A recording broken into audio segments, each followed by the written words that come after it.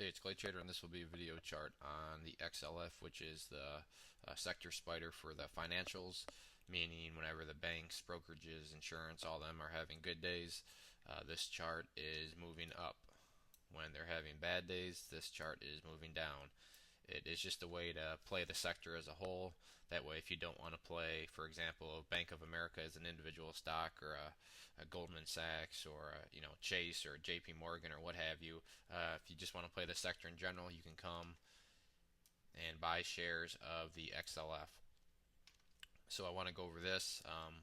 As we know, the financials have been playing a huge role in this market these days.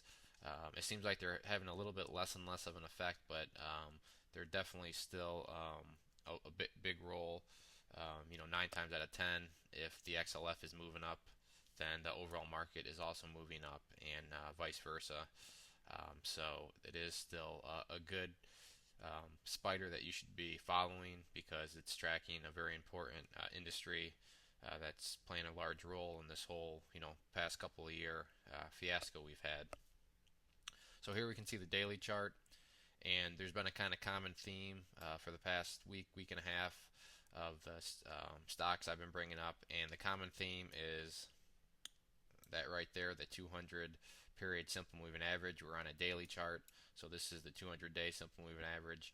And a lot of these stocks, I know I did oil a week or so ago, did the Nasdaq, and all these stocks and all these spiders and the markets are all approaching the crucial area of the 200 period simple moving average. So I want to get this one highlighted now because right now, once again, it's approaching it.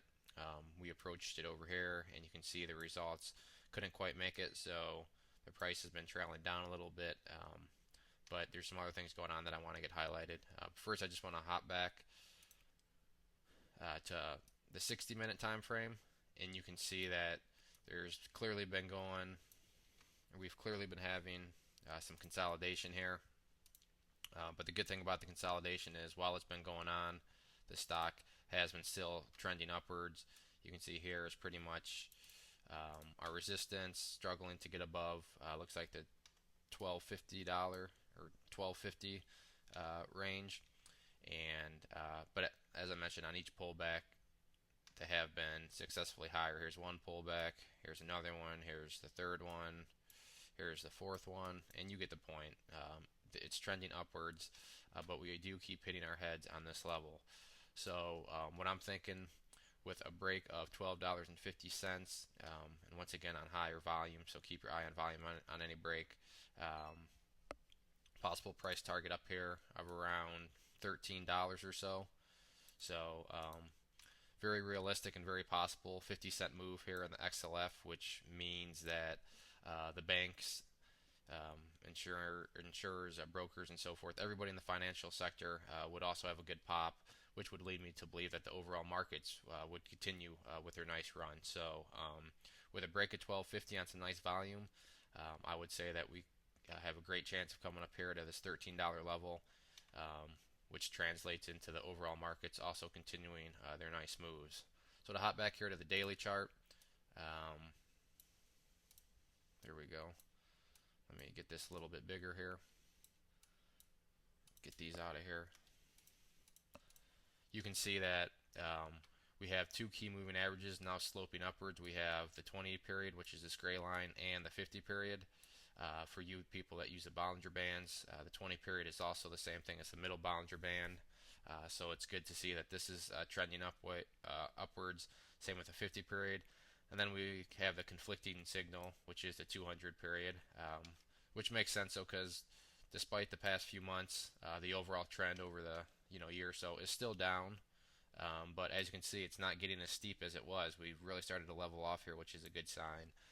But the overall trend for the long-term players is still down. However, no doubt we have been in a nice little mini bull run here.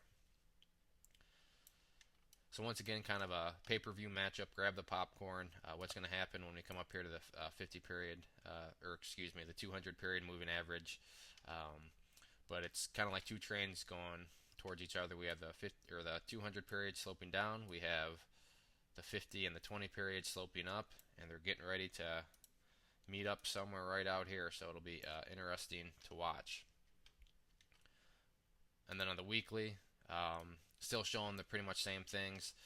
We have the 20 finally flattening out, but the 50 and 200 periods are still sloping downwards, which would be expected considering this is a weekly chart.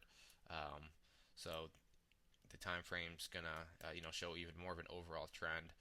But the key part is we actually have the 10 period, so the average of the past 10 weeks is now starting to slope upwards, which is a great start to hopefully continued bounce.